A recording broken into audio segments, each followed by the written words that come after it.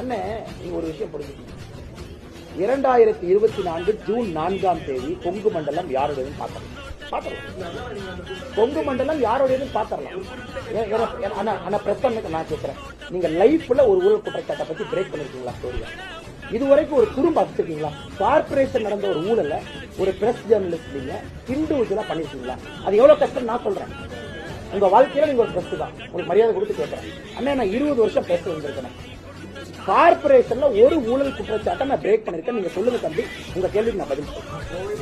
நீங்க சொல்லுங்க, எத்தனை பிரேக் பண்ணிருக்கீங்க? டாக்குமெண்டோட எத்தனை பிரேக் பண்ணிருக்கீங்க? கார்பரேஷன்ல நீங்க சாலிட் வேஸ்ட் மேனேஜ்மெண்ட் ஊழல் போயிட்டு இருக்கு. பிரைவேட் கான்ட்ராக்டர் நான் ரிலீஸ் பண்ற அந்த டாக்குமெண்ட் எத்தனையோ உள்ள கோயம்புத்தூர் கார்பரேஷன் திறந்து பாத்தீங்கன்னா, பினாயில் வாங்கினதுல இருந்து 2018 இருந்து பேப்பர் எடுங்க, லட்சக்கணக்கான ஊழல் டாக்குமெண்ட் உள்ள இருக்கு. ஒன்னு எடுத்து நீங்க பண்ணலாம். இன்னைக்கு பிரஸ் என்னன்னா கேள்வி ஈஸியா போச்சோ.